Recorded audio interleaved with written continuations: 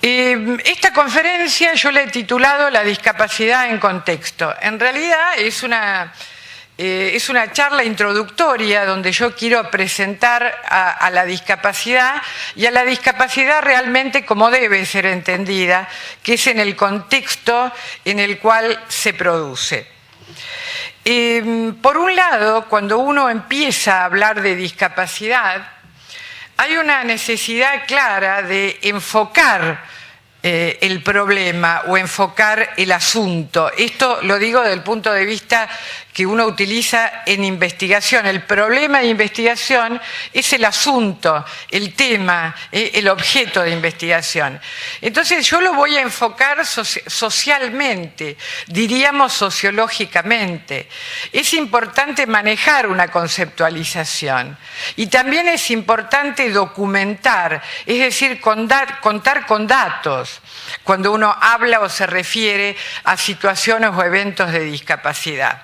Y todo eso, por lo menos para mi mirada, es no solamente para saber, para conocer, para estar informado, sino realmente para llevar ese conocimiento documentado, serio y orientado a la práctica. Es decir, para orientar buenas prácticas, ya sea de intervención, de gestión o de investigación. Hoy en día hay un reclamo muy fuerte de que el documento central que orienta e ilumina la relación de la discapacidad, la Convención Internacional sobre los Derechos de las Personas con Discapacidad, sea llevado a la práctica. No sea una mera declaración, un mero discurso, sino que realmente se efectivice. Y eso tiene que ver absolutamente con todos, con personas con, personas sin discapacidad, personas de asociaciones, familiares, profesionales. Primera cosa, muy sintéticamente, muy brevemente, ¿qué se entiende por discapacidad? Desde lo conceptual, muy simple. La Convención no da una definición oficial, algo que diga la definición de la discapacidad es esta, pero en el preámbulo, precisamente en el inciso E, reconoce que la discapacidad es un concepto que evoluciona. Esto que parece ingenuo o coloquial es importantísimo. Primera cosa, la discapacidad existe históricamente, como se dijo en la mesa anterior, es parte de la condición humana, pero el concepto ha ido evolucionando, ha ido cambiando, y el concepto que tenemos hoy, que pareciera que es este, no solamente es este y otros muchos. Conviven muchas conceptualizaciones de la discapacidad. ¿Y por qué es importante saber cuáles son las conceptualizaciones? Porque los conceptos no son ociosos, orientan acciones, orientan el modo de encarar la vida y una actividad. Entonces, es bueno saber qué es discapacidad para la gente, para ver cómo reacciona, cómo actúa o cómo la gente representa lo que entiende por discapacidad. Concepto que evoluciona, concepto que cambia y acá viene la cuestión importante, que resulta de la interacción, de la actividad, del intercambio. ¿Entre quién? Entre las personas con deficiencias y las barreras. ¿Qué personas con deficiencia? ¿Quiénes son las personas con deficiencia? El artículo primero, que yo lo puse ahí chiquitito, como para que se lo acuerden y el que quiera que lo documente. El artículo primero se refiere precisamente a los distintos tipos de deficiencias que existen. Es un término técnico, persona con deficiencia. También la Convención va a utilizar en otros párrafos personas con dificultad de largo plazo. Entre las personas con deficiencias, las personas que tienen algún tipo de característica en este orden, ya sea física, mental, intelectual, sensorial, y se constituye la discapacidad en la interacción concreta de esas personas con las barreras. ¿Qué barreras? Las barreras del entorno básicamente debidas a la actitud y a los aspectos físicos y cultural de ese entorno. Fíjense esto, entre las barreras debidas a la actitud. La actitud no está puesta primero porque empieza con A. Está puesta primero porque realmente es lo que va a determinar el gesto, la mirada, la palabra, la reacción, la manera en que se da un diagnóstico, la manera en que se sugiere conseguir una determinada escuela o conseguir un determinado trabajo. Esa actitud negativa o positiva es la que realmente va a empezar en relación a la interacción de una persona con deficiencia a construir discapacidad.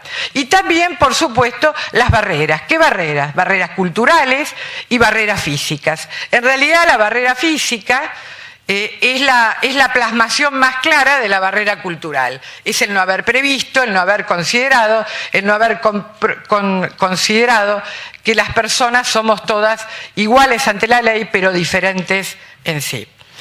Esa actitud como es una de las cuestiones más difíciles de diluir, lo que tiene que ver con el estereotipo, lo que tiene que ver con el prejuicio. Sintetizando este concepto, la discapacidad se origina en una deficiencia o dificultad de largo plazo, pero realmente se constituye, se arma, se construye, se va elaborando en la interacción de la persona con deficiencia con el contexto. Y también, como se dijo anteriormente, lo marcaba la doctora Gentile, Ángela Gentile, se constituye en la cotidianeidad, en el día a día, en el buscar escuela, en buscar tratamiento, en el trato con los vecinos, el no poder subir a un vehículo que no está preparado, en las barreras de la calle. Y tiene que ver con un contexto.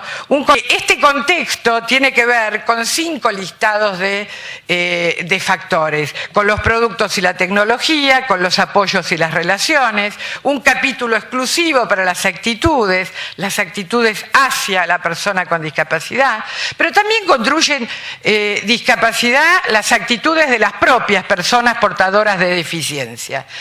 Las personas portadoras de deficiencia son personas, no son santos, son como todos. Entonces, toda actitud de y hacia puede construir discapacidad. Los servicios, los sistemas, las políticas y el entorno natural y los cambios en el entorno.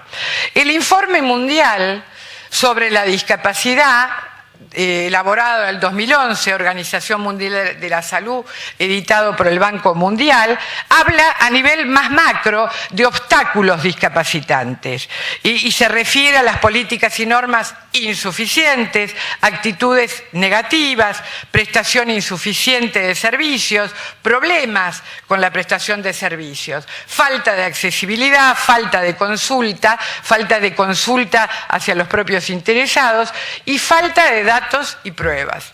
Y esto es sumamente importante, el contar con datos, el contar con información confiable para saber qué es lo que pasa y precisamente cómo evoluciona. Y todo esto en relación con los factores personales. En sociología, una de las primeras lecciones que aprendemos, no hay 2 personas con discapacidad iguales, por más que la deficiencia parezca o el diagnóstico exacto. No hay 2 personas ciegas iguales, no hay 2 jóvenes síndrome de Down iguales. ¿Por qué? Porque son personas únicas e irrepetibles. Bueno, esto me lleva a ir cerrando esta primera parte de lo que yo considero entonces, de lo dicho y lo documentado en la Convención, 3 notas centrales de la discapacidad. Su construcción en la cotidianeidad y en un contexto con barreras. Ya sabemos, barreras de todo tipo, físicas, culturales. La discapacidad es parte de la diversidad, no es el único problema, no es el único asunto que tiene que ver con la diversidad. Eso también es importante que lo tengamos en cuenta. También tener en cuenta que muchas veces no tiene que ver en exclusiva con una persona con discapacidad. Una persona con discapacidad puede tener a su vez otras diferencias que pasan por el género, por la etnia, por la condición socioeconómica. No es una etiqueta única, va realmente influyendo a los individuos. Y esto también es importante, la discapacidad es diversa en sí misma. Yo lo digo siempre, ya me lo habrán escuchado, la discapacidad no es una bolsa donde meto personas, la cierro y le pongo una etiqueta y digo que todas tienen lo mismo y a todas les pasa las mismas cosas. No. Entonces, es muy diversa en sí misma. Y no solo por el tipo de discapacidad, por el momento de adquisición, no es lo mismo una ceguera de nacimiento que una ceguera adquirida, no es lo mismo una ceguera adquirida por un mal llamado accidente que por el curso de una enfermedad, no es lo mismo ser jefe de familia y contraer ceguera.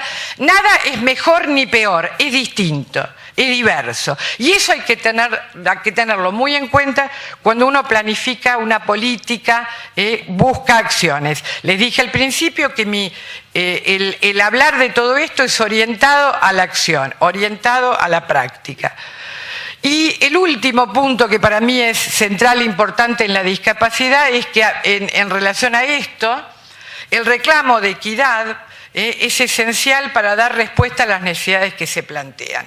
La persona con discapacidad es un ciudadano más, no debería ser un ciudadano de segunda, o sea, debería realmente poder acceder a los mismos bienes y servicios y a formarse y a capacitarse y a cumplir las obligaciones de manera equitativa con el resto de la comunidad.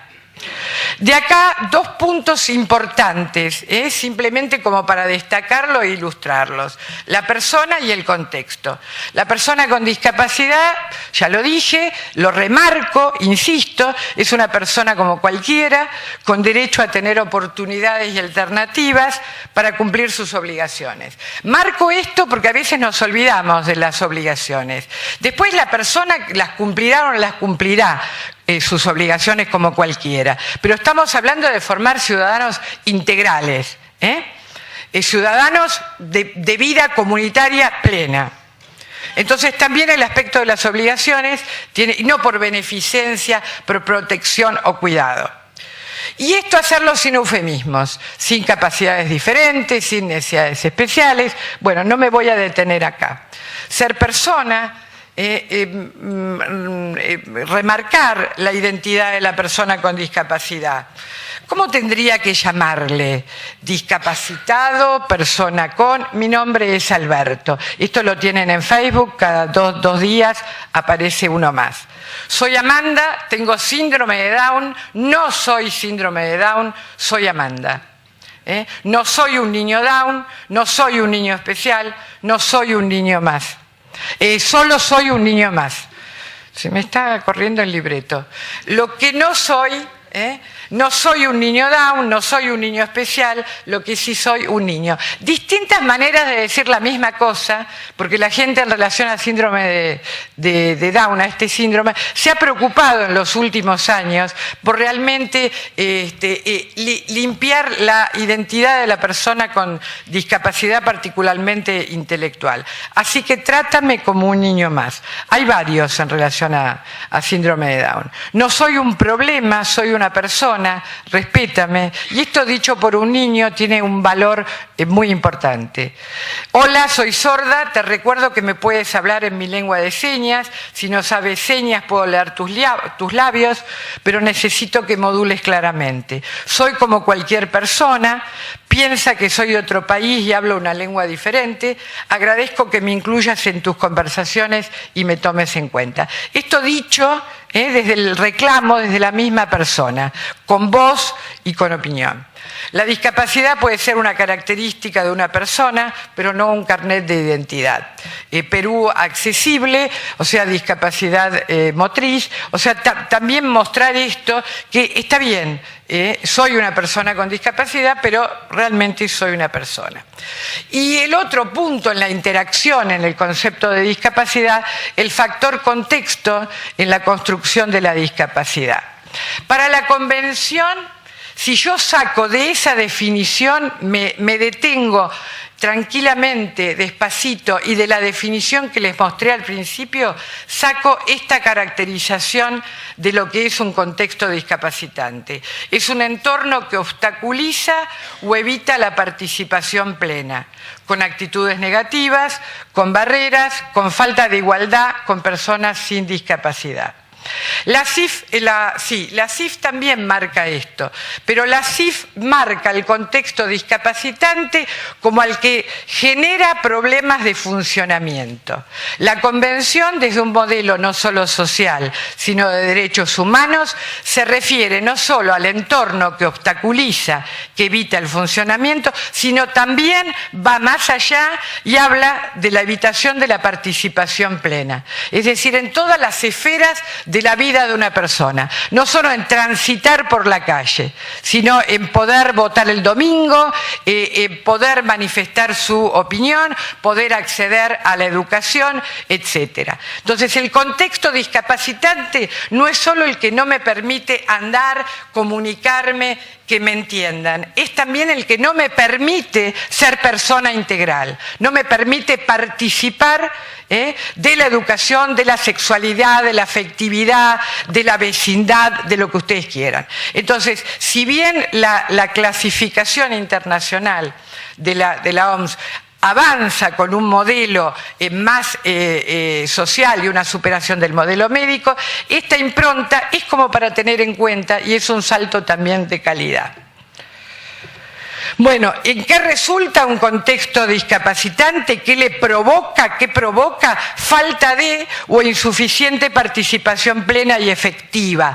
Plena, o sea, en todos los órdenes, y efectiva. No como si fuera a la escuela, no como si trabajara. Efectiva, real, y en igualdad de condiciones con los demás. Por eso creo que, para ser justos, cuando hablamos de igualdad de condiciones de los demás, el tema de las obligaciones, del cumplimiento, tiene que también estar en claro en una persona con discapacidad. Si no, seguimos con un tema de proteccionismo y de cuidado que en algunos casos excede la realidad.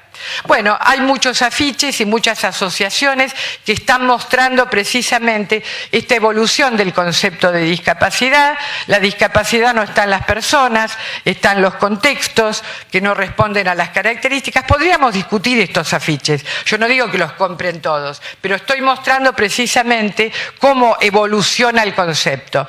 UNICEF, un niño no es discapacitado porque no puede andar, oír o ver, son discapacitados por una sociedad que los excluye. La discapacidad no está en las personas, está en la mente de muchas que se dicen sanas. También podríamos criticar el uso de los términos.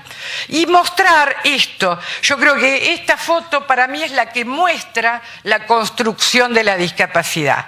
La construcción de la discapacidad está en este caso en la dependencia y en una mala práctica. Porque si bien esos dos hombres están haciendo una práctica solidaria, no es una buena práctica, porque es una práctica peligrosa, que puede atentar contra su salud o de la persona que transportan.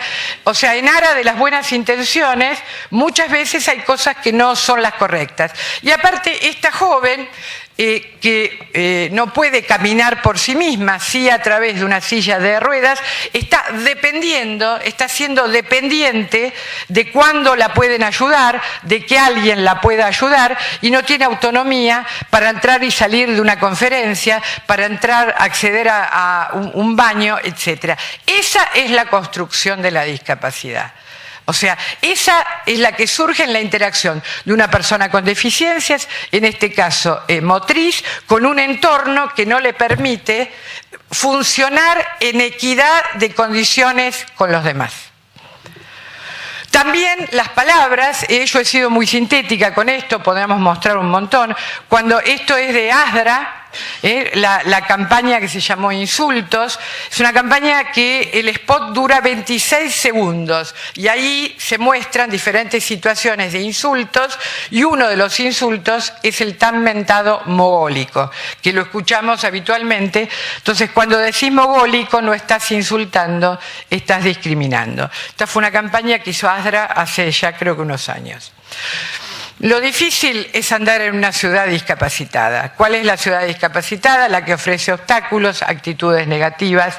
Lo nuestro, CESAC 24, lo nuestro no es discapacidad, sino discapacidad. O sea, es la ciudad.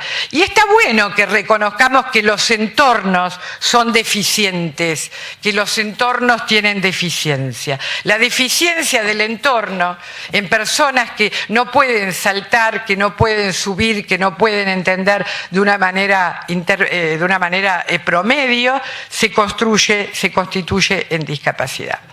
Síntesis de la parte conceptual, tener muy presente discapacidad en contexto, que no se puede conocer la discapacidad como fenómeno lejos de los protagonistas y de los escenarios. Por eso cada persona es cada cual. Cuando entrevisto a lo que ustedes pueden considerar un paciente o un alumno con discapacidad o un usuario, estoy ante una persona, es el protagonista absoluto de su discapacidad y también lo es su escenario. El escenario que tiene que ver con lo cultural, con lo actitudinal, con lo físico, con lo socioeconómico, con la cantidad y el acceso a los derechos y a las prestaciones que una persona pueda tener. Por eso necesito datos y pruebas, tanto datos y pruebas cuantitativas como cualitativas. Y acá entramos en la etiqueta verde en el tema de los datos. Son 3 puntos que yo quería tocar. La necesidad y el aporte del dato cuantitativo. La Convención no solamente habla de qué es la discapacidad, no solo habla del derecho a la educación en el artículo 24, importantísimo, al trabajo, a la sensibilización, a la accesibilidad, también la magnitud de la discapacidad. Cuando digo la fuerza o la envergadura de la magnitud de la discapacidad, no me estoy refiriendo solo al dato de prevalencia, no solamente al porcentaje de personas con discapacidad sobre el total de la población. ¿Por qué? Porque la discapacidad afecta a las personas, alcanza a los hogares donde viven esas personas e involucra a los miembros que componen ese hogar. Entonces, si yo esto lo llevo a datos, de acuerdo a la ENDI en el 2003 o al Censo de Población, tengo que para la Encuesta Nacional de Discapacidad, complementaria del censo del 2001, aproximadamente había 2.200.000 personas con discapacidad a comienzos del siglo XXI. Y en el 2010, según el censo, había 5.100.000, 12.9%. Esto no es porque crecieron en 12 años, sino porque se usaron distintos marcos conceptuales. Se usaron diferentes fórmulas para medir el mismo fenómeno en distintos momentos. Y eso me tengo que documentar como profesional cuando estoy utilizando un dato. Pero lo que logramos en la ENDI es que se tomaran cuántos hogares tenían presencia de discapacidad. Y sabemos que una quinta parte de los hogares, el 20.6% de los hogares, tenía al menos una persona con discapacidad.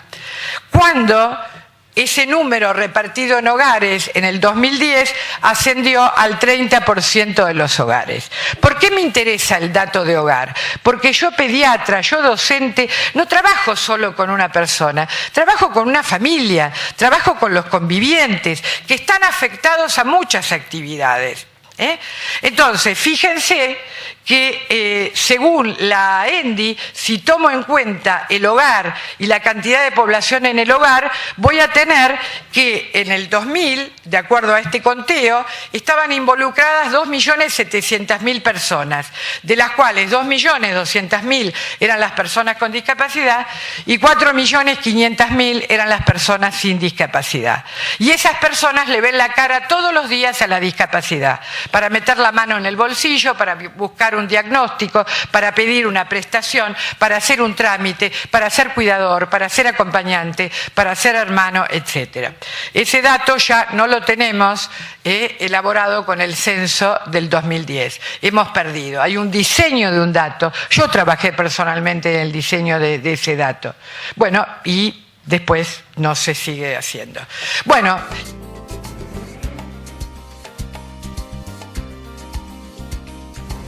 Las buenas prácticas en relación a la problemática de la discapacidad deben ser pensadas desde la vida cotidiana de las personas, no desde lo que la persona no puede hacer o necesita específicamente por su dificultad de largo plazo. Entonces, una buena práctica parte de un concepto no necesariamente unívoco, es un concepto que no es muy antiguo, viene en el campo de la empresa, del benchmarking, del hacer y el hacer bien y seguir haciendo lo que es productivo.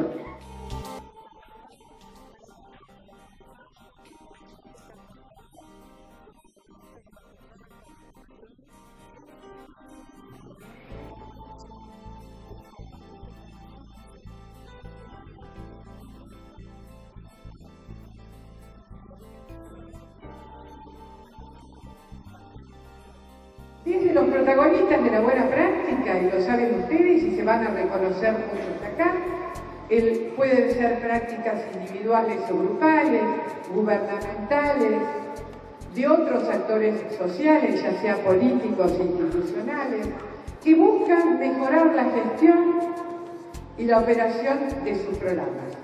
La calidad de vida de la ciudadanía es el objetivo final de las buenas prácticas. No quiero que levanten mi silla para poder cruzar una calle. Tampoco quiero que me alcen a UPA. Lo que necesito es que respeten mis derechos y se cumpla con la ley de accesibilidad. Todos tenemos los mismos derechos. Derechos que tienen que ver con el derecho a la educación, derecho al trabajo, pero también el derecho al aire libre, el derecho a la diversión, el derecho a compartir con los demás.